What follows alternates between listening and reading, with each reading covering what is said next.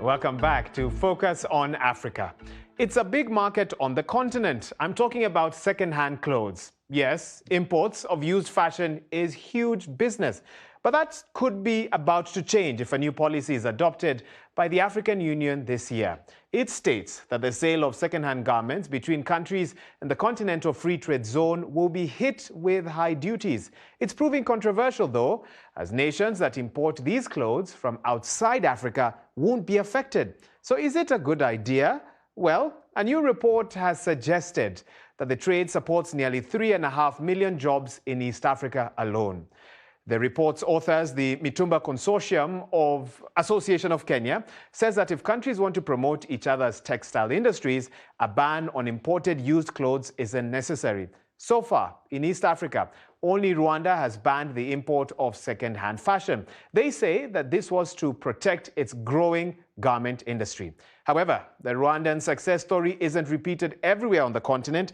Many African countries were once home to vibrant textile industries, but decades of mismanagement, instability, and increased global competition have taken a toll. Second-hand clothing is one factor in the near collapse of the garment industry in the continent, so much so that local textile factories and self-employed tailors can't compete. I want to talk more about this now, and I'm joined by Patrick Diamond, who's a professor of public policy at the Queen Mary University in London. Professor, thanks for speaking with us at the moment. What impact would you say this policy would have on East African countries if it's adopted?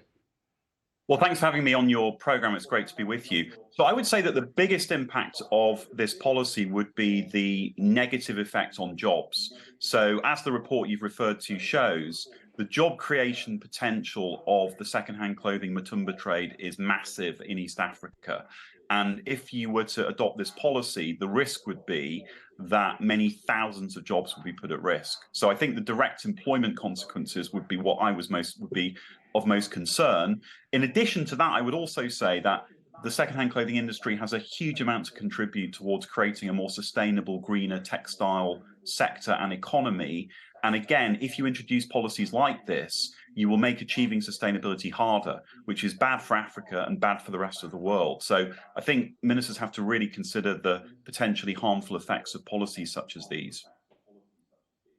So those who argue for policies like this one that we're discussing now would say that you may lose jobs in the short term, but in the long term, you will boost textile industries across East Africa, for example, and hopefully create more stable jobs, more long-term jobs. What does your research show for those who have that particular opinion? Well, so the evidence in our report shows that this is not a choice between either having good jobs in the domestic textile sector or having jobs in Mitumba and second-hand clothing. It's possible to have both. So we can have a strong, vibrant second-hand clothes sector in these countries, as well as reviving domestic textile production. But as you inferred in your introduction, the policies that are required to boost the domestic textile sector are nothing to do with banning second-hand clothing. They're to do with getting investment into domestic textiles, improving skills, improving innovation, improving management, and of course, creating an investment environment in which there is stability. That is what will boost domestic textile production. Banning second-hand clothing is just a very short-term and superficial measure that will not achieve that ultimate objective. So what's your message then to regional bodies, the African Union, the East African community, beyond a policy like that? What else would you think they could do to make a difference?